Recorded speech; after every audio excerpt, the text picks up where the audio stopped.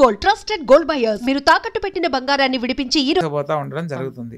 ఇంకొకటి పంబా నది అన్నారు కాబట్టి అక్కడ దీపాలు వదిలే విధానం కూడా ఉంది అని చెప్పి అన్నారు. అదే పంబైలు వెలక్కు అనే పేరుతో ఈ యొక్క ఆచారాన్ని చేస్తూ ఉంటారనమాట. ఆ దీపాల వరుస అదొక వేడుకగా చేసేవాళ్ళు. ఈ యొక్క అంటే దీపావళి సమీపంలోనే ఈ యొక్క దీక్షధారణ స్టార్ట్ అయ్యేది కాబట్టి సో ఆ నియమాలను ఈ కార్తీక మాసంలో దీపాలు వెలిగించే దానికి ఒక ప్రత్యేకత ఉంది కాబట్టి అక్కడ పంబైలు వెలక్కు అనే పేరుతో దీపాల వరుసను ఆ నీటిలో పంబా నదిలో వదిలేవాళ్ళు అనమాట. ఓకే, ఇప్పుడు చాలా రకాల ఆచారాలు అయితే ఉన్నట్టుగా అనిపిస్తోంది మీరు ముందర వేసుకున్నప్పటి నుంచి ఇప్పుడు ప్రస్తుతం చూస్తే. అసలు అలా నిజంగా ఎన్ని ఆచారాలు ఉన్నాయో ఒక్కసారి అయ్యప్ప దీక్ష తీసుకుంటే ఇక్కడ మొదలు పెట్టి వెళ్ళి మనం ఆ ఇడుముడి సమర్పించుకునే వరకు కూడా అండి. ప్రధానంగా మంచి ప్రశ్న వేశారు. అయ్యప్ప స్వామి వారి దీక్షలో మనం ఏది తెలుసుకోవాలనుకున్నా కూడా శరణ ఘోషలో ఉన్న ఆంతర్యం తెలుసుకోవాలి. ప్రతి ఒక్క భగవంతునికి అష్టోత్తరం ఎలా అయితే ఉందో అయ్యప్ప స్వామికి కూడా అష్టోత్తరం అలాగే ఉంది. దానితో పాటు శరణ ఘోష అని ఒక 108 నామాలను కూడా తెలియజేయడం జరిగింది.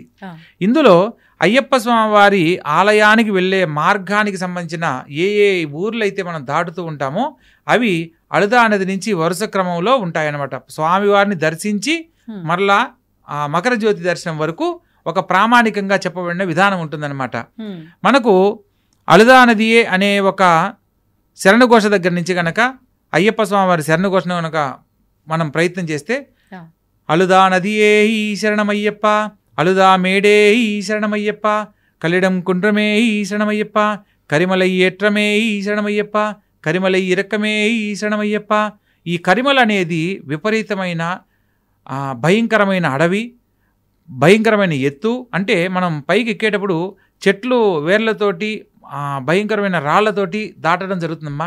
ప్రతి ఒక్కరూ ఈ యొక్క కరిమలు ఎక్కేటప్పుడు ఎందుకు వచ్చానా నేను అని బాధపడిన సన్నివేశాలు కొన్ని వందల మంది జీవితాల్లో ఒక ఆలోచనగా మిగిలిపోయింది.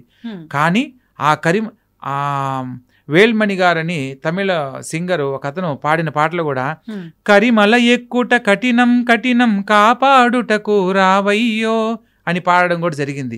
ఎందుకంటే అంత కఠినంగా ఉన్న విషయాన్ని మనం ఎప్పుడైతే అయ్యప్ప స్వామి వారి నామాన్ని శరణఘోష చెబుతూ ఎప్పుడైతే మనం ప్రయత్నం చేస్తామో అది అవలీలగా ఆ యొక్క కరిమల ఎక్కడం జరుగుతుంది. కరిమల ఏట్రం, కరిమల ఇరక్కం, కరిమల కొండ ఎక్కిన తర్వాత మళ్ళీ దాన్ని ఒక దాటడం చాలా కష్టం. ఆ కొండ దిగి మళ్ళా పెరియానవట్టం అంటే పెద్ద పెద్ద ఏనుగులు సమూహం ఉండే ప్రదేశం. తర్వాత చెరియానవట్టం, చిన్న ఏనుగుల గుంపు ఉండే సమూహం అనమాట. ఆ తర్వాత పెరియానవట్టం, చెరియానవట్టం, పంబానది, ఇవన్నీ దాటిన తర్వాత పంబానది వరకు వస్తాం. ఇది ఎరిమేలిలో యాత్ర ప్రారంభమైనప్పుడు మనం మొట్టమొదటిగా అళదా నదిలో ఎరిమేలిలో స్నానం ఆచరించి బయలుదేరుతాము. తరువాత స్నానము అళదా నదిలో చేస్తాం.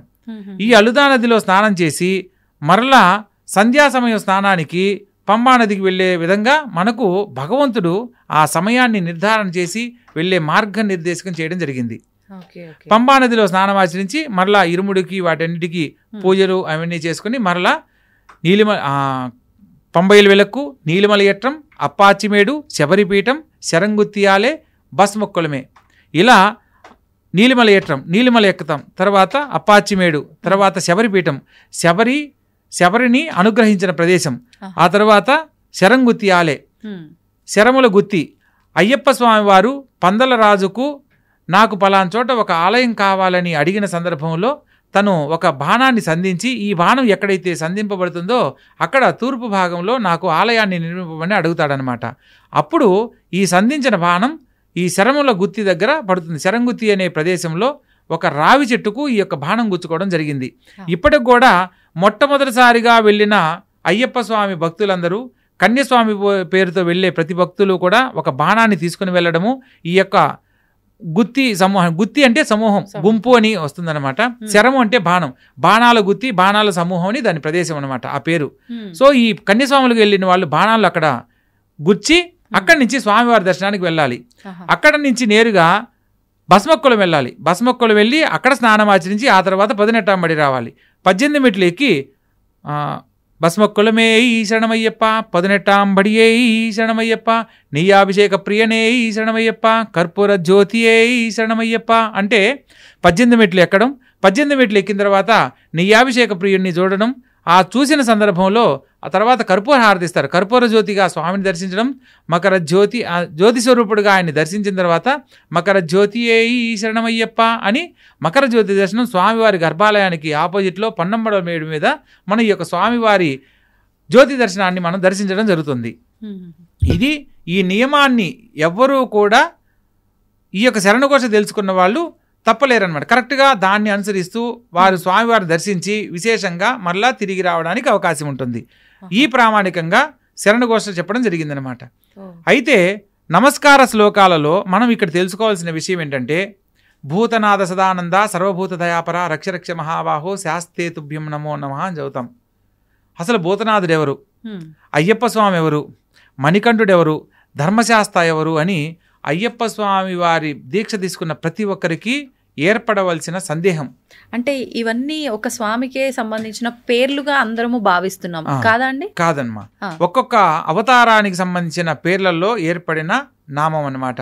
ఉదాహరణకు ప్రథమ గణాలకు అధిపతిగా గణపతిని, దేవగణాలకు అధిపతిగా సుబ్రహ్మణ్యేశ్వర స్వామిని, భూతగణాలకు అధిపతిగా భూతనాథుణ్ణి నియమించడం జరిగింది. అయ్యప్ప స్వామి వారి అవతార రహస్యంలో మొట్టమొదటిగా ఆయన పిలువబడిన పేరు భూతనాథుడు. భూతనాథుడు తర్వాత ధర్మశాస్త్రగా అవతరణ జరిగింది. ధర్మశాస్త్ర అవతరణలో ఆయనకు 2 భార్యలు, పూర్ణాంబ, పుష్కలాంబ. ఈ 2 భార్యలతోటి మనం మీరు ఉదాహరణకు గమనించినట్లయితే అయ్యప్ప స్వామి పేరుతో మనం దీక్షధారణ చేసి అయ్యప్ప స్వామి అష్టోత్తరం చదివిన తర్వాత చివరిలో చదివే ఒక నామం ఏంటంటే, ఓం శ్రీ పూర్ణ పుష్కలాంబ సమేత హరిహరపుత్ర ధర్మశాస్త్రే నమః ఇది అయ్యప్ప స్వామి అష్టోత్తర శతనామావళి సంపూర్ణం అని చదువుతాం. ఇక్కడ అయ్యప్ప స్వామి బ్రహ్మచారి అయితే పూర్ణ పుష్కలాంబ సమేత ధర్మశాస్త్రే నమః అనేది ఎందుకు చదవాలి? సో ధర్మశాస్త్ర అవతరణలో మరొక అంశం అయ్యప్ప అన్నమాట. సో అంటే అయ్యప్ప అవతారంలో ఆయనకు వివాహం జరగలేదు, అయ్యప్పకు అవతారంలో వివాహం ఖచ్చితంగా. మంచి అన్నాను, అవునమ్మా, మంచి మాట అన్నారు. అయ్యప్ప స్వామిగా ఉన్నప్పుడు ఆయన బ్రహ్మచర్య వ్రత దీక్షలో ఉన్నాడు. మహిషి సంహరణార్థము ఆయన అవతరణ అనేది జరిగింది. మహిషి ఒక వరం కోరుకుంటుంది, ఈ భూమండలం మీద అయోని సంభవుని చేత మాత్రమే, అంటే 2 పురుషుల ద్వారా సంగమం కలిగిన ద్వారా నాకు మరణం పొందాలి అని చెప్పి వరం కోరుకుంటుంది బ్రహ్మను. అది విపరీతమైన తపస్సు చేస్తుందమ్మా మహిషి. ఆమె మొదటి అవతారంలో లీలావతి అనే ఒక అద్భుతమైన యువరాణి, చాలా చక్కగా ఉండే యువరాణి. ఆమె శాపగ్రస్తురాలయ్యి రాక్షసి జన్మ ఎత్తుతుంది, మహిషిగా జన్మిస్తుంది. ఈ మహిషిగా ఉన్నప్పుడు దేవతలకు సంబంధించిన అంశాలలో విపరీతమైన విద్రోహాలు చర్యలు చేస్తూ ఒక భగవంతుని అంశతో జన్మించిన వారి చేత మరణం పొందాలి. ఆమె కోరుకున్న వరంలో అయితే మరణం అనేది ప్రతి ఒక్కరికి ఖచ్చితంగా జరిగి తీరుతుంది, దీంట్లో మరణం లేకుండా ఉండడం అనేది జరగదు అని చెప్పి బ్రహ్మదేవుడు చెప్పిన సందర్భంలో 2 మగవాళ్ళ ద్వారా సంతానం కలిగితే ఆ సంతానం ద్వారా నాకు మరణం కలగాలి అని చెప్పి కోరుకుంటుంది. తదాస్తు అంటాడు బ్రహ్మ, ఆలోచించి తదాస్తుని అంటాడు. తర్వాత మహిషి గర్వంతో విర్రవీగుతూ స్త్రీ సంయోగం లేకుండా సంతానం ఎలా కలుగుతుంది, సో నేను కోరిన కోరికలో నాకు మరణం లేదు, నేను నీ వై గెలిచాను స్వామి అని చెప్పి బ్రహ్మ ముందు విర్రవిగి గర్వంతో వెళ్ళిపోతుంది అనమాట. ఇక విద్రోహ చర్యలన్నీ ఎన్ని రకాలుగా దేవలోకంలో ఎన్నో రకాలుగా ఇబ్బందులు కలిగిస్తూ తన రాజ్యాన్ని వృద్ధి చేసుకుంటూ రాక్షసుల చేత యజ్ఞయాగాది క్రతువులన్నిటినీ ఆపివేయించడం లాంటివి చేస్తూ ఉంటుందన్నమాట. ఆ సందర్భంలో క్షీరసాగర మదనం చేసి, ఇది త్రేతాయుగంలో జరిగింది. క్షీరసాగర మదనం జరిగిన సందర్భంలో ఈ అమృతం కోసము దేవతలు రాక్షసులు కొట్టుకుంటున్నారు. ఆ సందర్భంలో శ్రీ మహావిష్ణువు మోహిని రూపాన్ని దాల్చి జగన్మోహిని అవతారంలో ఈ యొక్క అమృతాన్ని పంచడం జరుగుతుంది. ఆ అమృతాన్ని పంచే సందర్భంలో అందరికీ పంచే సందర్భంలో ఈశ్వరుడు జగన్మోహిని అవతారంలో ఉన్న విష్ణుమూర్తిని మోహించి ఈ యొక్క సంగమం చేత హరిహరపుత్రుడైన ధర్మశాస్త్ర జన్మించడం జరుగుతుంది. అందుకనే ధర్మశాస్త్రను హరిహరపుత్ర ధర్మశాస్త్రే నమః అని చెబుతాం. హరిహరాదుల సంగమం చేత కలిగిన సంతానమని. ఆయన మనకు పురాణ కథల గురించి కనుక తెలుసుకునే ప్రయత్నం చేస్తే మనం ఇప్పుడు అయ్యప్ప స్వామి వారి అవతార రహస్యంలో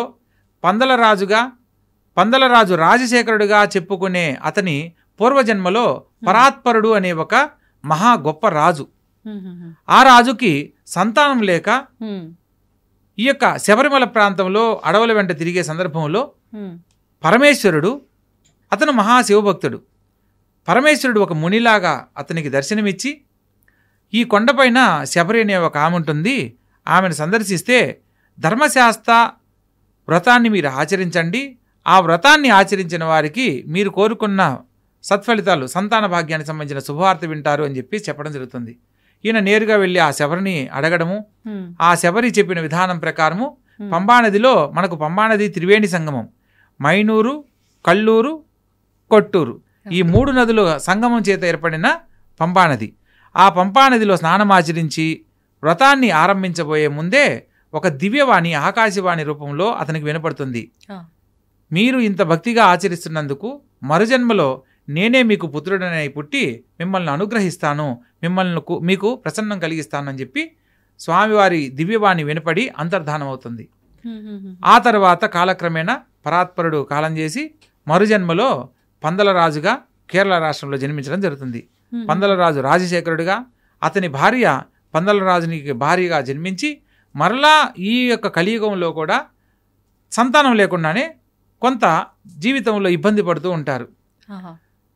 అడవి కోసం వేటకు వెళ్ళే సందర్భంలో ఈ యొక్క పొన్నంబలమేడు ప్రాంతంలో మణిమాలతో, కంఠమునందు మణిమాల ధరించి కనిపించిన ఈ చిన్న శిశువుని భగవంతుని ప్రసాదంగా భావించి, ఆ బాబును చూడగానే తనకు దివ్య పురుషుడిగా భావించి, ఆ దివ్యత్వం వలన ఇతనుకు గత జన్మ గుర్తొచ్చి, గత జన్మలో నాకు భగవంతుడు ఇలా అవతరిస్తాడని చెప్పన్నాడు, సో ఆ అవతార రహస్యమే ఇప్పుడు నాకు దర్శనమిచ్చి ఇలా నాకు సంతానంగా ఆయన అనుగ్రహించాడని చెప్పని ఇక భగవత్ప్రసాదంగా ఉన్న విషయాన్ని మర్చిపోయి తన సొంత బిడ్డగా ఇంట్లో అల్లారుముద్దుగా పెంచుకుంటూ ఉంటాడు. ఎప్పుడైతే అయ్యప్ప స్వామి వారు ఇలా మణికంఠుడిగా వారి రాజ్యంలోకి ప్రవేశించాడో అప్పటి వరకు సంతానం లేని ఆ రాజుకు, వారికి కూడా ఒక సంతానం కలుగుతుంది. అయ్యప్ప స్వామి అవతార రహస్యంలో ధర్మశాస్త్రకు, పూర్ణాంబ, పుష్కలాంబలకు ఒక సంతానం కూడా ఉంది. అతని పేరు సత్యకన్. సత్యకన్ అంటారు. చాలామంది హరివరాసనం చదవమంటే చదువుతూ ఉంటారు, కానీ ఎందుకంటే హరివరాసనంలో మనము ఆ పాడే విధానంలో మనకు ఒక తన్మయత్వంలో ఉంటాం, కానీ అక్కడ అర్థం చేసుకునేంత ఆలోచన రాదు ముఖ్యంగా. ఎందుకంటే ఆ పాటలో సాక్షాత్తు అయ్యప్ప స్వామే నిద్రలోకి వెళ్ళిపోవడం జరుగుతుంది. అంత గొప్పగా ఉంటుందన్న పాట. అందులో ఒక వాక్యం ఉంటుందమ్మా, ప్రణయ సత్యకం స్వామి ప్రాణనాయకం ప్రణత కల్పకం స్వామి సుప్రవాంచితం. అంటే ప్రణయ సత్యకం స్వామి ప్రాణనాయకం అంటే స్వామివారి హరివరాసనములో మనకు ఆల్రెడీ చెప్పబడింది, కానీ దాని గురించి ఎవరికి తెలియదు. సత్యకన్నని చదువుతున్నారు కానీ అసలు ఏంటి సత్యకన్న అనే పదం ఎందుకు వాడారు, విశ్లేషణలో ఎవరు వెళ్ళలేదు కాబట్టి ఆ విషయాన్ని తెలుసుకోలేకపోయారు. తెలుసుకోవాలనే తపనతో నేను చేసిన ప్రయత్నంలో హరివరాసనం కనుక కరెక్ట్గా మొత్తంలో ప్రతి ఒక్క పదానికి అర్థంగా నాకు తెలుసుకుంటే అయ్యప్ప స్వామి వారి చరిత్ర అవతార రహస్యంలో ఒక 65% స్వామివారిని మనం దివ్యంగా తెలుసుకున్న వాళ్ళం అవుతాం. ఈ ఒక్క దాంట్లోనే, ఆ ఒక్క దాంట్లోనే అయ్యప్ప స్వామి వారి చరిత్ర రహస్యానికి సంబంధించిన కొన్ని అంశాలను దాంట్లో పొందుపరచడం జరిగింది. ఇప్పుడు ఉదాహరణకు అయ్యప్ప స్వామి వారి వాహనం ఏంటి అని అడిగామనుకోండి, ప్రతి ఒక్కరూ వెంటనే ఆయన్ని ఎక్కువగా పులి మీద చూడడం, అడవికి వెళ్ళేటప్పుడు పులి మీద ఉన్నాడు కాబట్టి అయ్యప్ప స్వామి వాహనం ఏంటంటే పులి పులి పులి అని చెప్పి అంటారు. ఇంకోటి కొన్ని పాటలు కూడా ఏం పాడారు, ఆటవికుడిగా ఉన్నప్పుడు పులి మీద వెళ్ళాడు, అంతేగాని పులి వాహనం కాదు ఆయనకి. ఇంకోటి కొన్ని పాటలు పులి వాహనుడై ఊరేగుతున్న స్వామి అయ్యప్ప అన్నప్పుడు కొత్తగా మాలేసే వాళ్ళకి అయ్యప్ప స్వామి వాహనం అంటే పులే అని మైండ్లో ఫిక్స్ అయిపోతారనమాట. కాదమ్మా, ప్రామాణికంగా మనం 2 పద్ధతుల్లో తెలుసుకోవచ్చు. అయ్యప్ప స్వామి వారి వాహనం గుర్రం. మనకు సంస్కృత పదంలో తురగం అంటే గుర్రం, తురగ వాహనం అంటారు. అది కూడా ఈ యొక్క హరివరాసనంలోనే చెప్పబడింది. తురగ వాహనం స్వామి సుందరాననం వరగదాయుధం స్వామి వేదవర్ణితం. అంటే తురగ వాహనాన్ని ఆయన వాహనంగా కలిగి ఉన్నాడు అని. మనకు ఈ పంబానది తీర ప్రాంతాల్లో మొత్తము ఇసుక మేటతో ఉండేది. ఇప్పుడంటే మనకు కాలంలో ఈ రోడ్లు ఇవన్నీ వచ్చాయి. ఆ ఇసుక మేట వల్ల ఏంటంటే అక్కడ తిరగగలిగేవి గుర్రాలే. పందల రాజు ఆయనకు బహిష్కరిస్తాడు, ఆయనకి నాయనా ఇది నీది అని. సో అలా వచ్చిన సాంప్రదాయంలో ఆయనకు తురగవాహనమైంది. కానీ ఇక్కడ మనం ఒక విషయం ప్రతి ఒక్కరు తెలుసుకోవాల్సిన అంశం ఒకటి ఉందమ్మా. అయ్యప్ప స్వామి వారి చరిత్రలో ఈ యొక్క కలియుగంలో 52వ శతాబ్దం, క్రీస్తు శకం 52వ శతాబ్దం అంటే మనకు 1933వ సంవత్సరానికి ముందు జరిగిన వృత్తాంతం ఇదంతా. ఆ సందర్భంలో ఇక్కడ ఏం చేశారంటే వావర్ స్వామి అని ఒక కథను దీనికి యాడ్ చేసి పొందుపరచడం జరిగింది. అయ్యప్ప స్వామి వారి చరిత్రలో ఎటువంటి ముస్లిం సాంప్రదాయం కానీ ముస్లింల పరిపాలనకు సంబంధించిన అంశాలలో ఈయనకు మిత్రుడిగా అయ్యాడనేది కానీ ఎక్కడా చరిత్రలో చెప్పబడలేదు. పైగా అయ్యప్ప స్వామి మిత్రుడిగా చెప్పే ఈ యొక్క వావర్ స్వామి అసలు పేరు బాబర్. ఆ బాబర్ అనే పేరు వాడుకలో వావర్ స్వామి అయింది. కానీ ఇది ప్రామాణికంగా ఆ జనరేషన్లో అప్పుడు జరిగిన విషయం అయితే కాదు. మరి ఎందుకు వచ్చిందండి? కానీ ఒకప్పటి నుంచి ఈ యొక్క అన్యమతస్థులు వారి యొక్క మతాన్ని ప్రబలం అయ్యేలా చేసుకోవాలని, ఎస్టాబ్లిష్ అయ్యేలా చేసుకోవాలని చేసే ప్రయత్నంలో ఈ యొక్క మనం చూడండి, ముస్లింలు తప్పుపడ్డం కాదు, మన ఆలయాలకు సమీపంలో ప్రతి ఒక్క క్షేత్రంలో ముఖ్యమైన ఆలయాలతో సమీపంలో ఒక ముస్లింలకు సంబంధించిన ఏదో ఒకటి మసీదో దర్గానో ఖచ్చితంగా ఉంటుంది. ద్వారకా తీసుకోండి, అక్కడ వాళ్ళది ఒకటి మసీదు ఉంటుంది. మనకు వారణాసిగా జ్ఞానవాపి మసీదు, జ్ఞానవాపి మన పేరులోనే మన జ్ఞానవాపి అని ఉంది, తెలుగుకు సంబంధించింది. అక్కడ ఒక మసీదు పేరుతో అక్కడ ఒకటి ఉంది. మళ్ళా అయ్యప్ప స్వామి ఆలయంలో కూడా మనం ఎక్కడో ఎరిమేల్లో ఉందంటే అనుకోవచ్చు. అయ్యప్ప స్వామి వారి ప్రధాన ఆలయంలో రావి చెట్టుకు ఆపోజిట్లో అక్కడ ఒక అతను ఈ యొక్క రాగి రేకులు ఇవన్నీ తాయెత్తులుగా కట్టిస్తుంటాడు. ఇప్పటికీ కూడా ఆ వావర్ స్వామి వంశస్థులు అక్కడ కూడా వాళ్లకు ఒక స్థలం ఏర్పాటు చేసుకుని ఇప్పటికీ అది కొనసాగిస్తూ ఉన్నారు. ఆ అవకాశం కల్పించింది ఎవరంటే అయ్యప్ప స్వామి అవతార రహస్యంలో రాజశేఖరుడుకు కలిగిన రెండవ సంతానం ఎవరైతే అంటే ఈయన్ను ప్రథమ సంతానంగా భావించారు కాబట్టి వాళ్లకు కలిగిన సంతానంలో ఆ సంతానానికి సంబంధించిన రాజు ఎవరైతే ఉన్నారో ఆ రాజు ఈ ముస్లింలతోటి ఏకమయ్యాడనమాట. సో వాళ్ళ ద్వారా ఈ యొక్క శబరిమల ఆలయంలో వాళ్ళకి కొంత స్థలాన్ని ఏర్పాటు చేసుకోవడం జరిగింది. ఇప్పటికీ కూడా వాళ్ళు అక్కడికి వెళ్ళినప్పుడు మనకేంటి, ప్రతి ఒక్కరు బాగుండాలనే బాగుంటామనే కోరికతో వాళ్ళు ముస్లింసా తెలుగు వాళ్ళ అనేది కాదు. ముస్లింలు ఏదన్నా మనకు ఏదన్నా రక్షగా ఇస్తే మనకు మంచి జరుగుతుందనే భావంతో తీసుకోవడం జరుగుతూ ఉంది. కానీ ఇక్కడ మనం ఒక విషయాన్ని చర్చించుకుందామమ్మా. ప్రతి ఒక్కరు తెలుసుకోవాలి, అయ్యప్ప స్వామికి మిత్రుడిగా వావర్ని చెప్తూ వచ్చారు మనకి పురాణాల్లో, చరిత్రలో. అయితే మనం ఏ కథలో తీసుకున్నా ముస్లింల యొక్క కథల్లో కానీ అంటే ఖురాన్లో కానీ క్రిస్టియానిటీలో కానీ హిందూ సాంప్రదాయాన్ని కూడా మనము మన వాళ్ళల్లో కలుపుకోండి అని కానీ మనకు మిత్రులుగా ఉన్నారని కానీ ఎక్కడైనా ఖురాన్లో కానీ బైబిల్లో కానీ చెప్పడం జరిగిందా? లేదండి.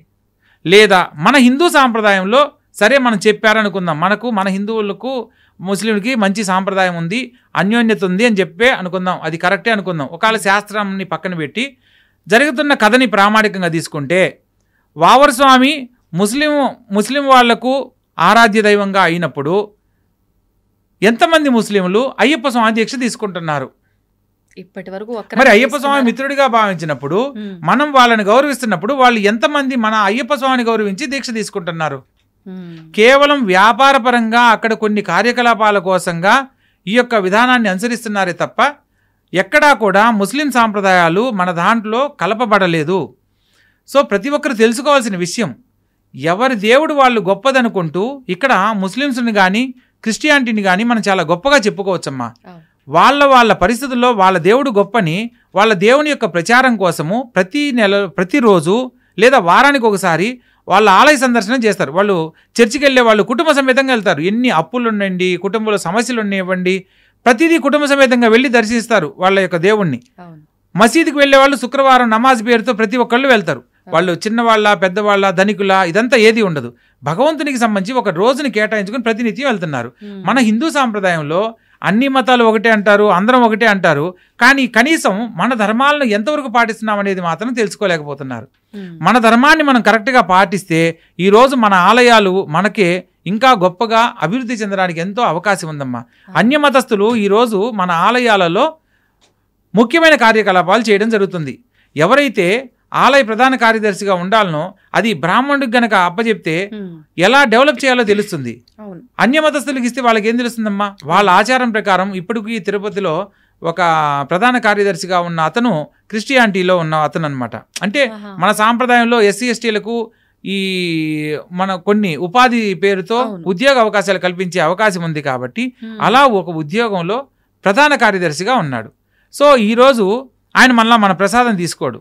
అటువంటి వాళ్ళకి అవకాశం కల్పించి మన వాళ్ళని ఇబ్బంది పెట్టే కంటే మన వాళ్ళకే హిందువుల సాంప్రదాయంలో వేద పాఠశాలలో వేద పండితులుగా ఉన్న వాళ్ళకి అవకాశం కలిగిస్తే ఆలయ అభివృద్ధికి సంబంధించి ఎన్నో రకాల మంచి పనులు చేయడానికి అవకాశం ఉంటుంది. ఇక్కడ అది మన దౌర్భాగ్యంగా మనం భావించాలమ్మా. ఎందుకంటే ఈ విషయాన్ని గనక ప్రభుత్వం దృష్టిలో తీసుకొని ఎవరి ఆలయం వాళ్ళ గొప్పదనుకున్నప్పుడు వాళ్ళ ఆలయాలకు సంబంధించి వాళ్ళనే ముఖ్యమైన వ్యక్తులుగా నియమించుకోమని చెప్పండి. సో మన హిందూ ఆలయాల్లో వేరొకరు అన్యమతస్థులను ఏర్పాటు చేయడం వల్ల మన యొక్క ఆచార వ్యవహారాలను వాళ్ళు మార్చడానికి అవకాశం ఉంటుంది. ఎందుకంటే ఏదో ఒక పోస్ట్ అయితే అనుకోవచ్చు, ప్రధాన కార్యదర్శిగా ఉన్నప్పుడు ఏమవుతుంది, అవతల వాళ్ళు ఏం చెప్తే మనం ఆచరించాల్సిన పరిస్థితులు ఏర్పడ్డాయి. కాబట్టి వైఎస్ రాజశేఖర రెడ్డి గారు ఉన్నప్పుడే మనకు ఇప్పటి వరకు మనం వినని వాక్యం ఏంటి, తిరుమల కొండపైన ఎక్కడా కూడా ఏ చర్చి కూడా నియమించబడలేదు. కానీ ప్రస్తుత కాలంలో అక్కడ చర్చిలు కట్టడానికి కూడా కొందరు అధికారులు ఆలోచన చేస్తున్నారనేది కూడా మనం ఈ మధ్య తెలుసుకుంటున్న విషయం.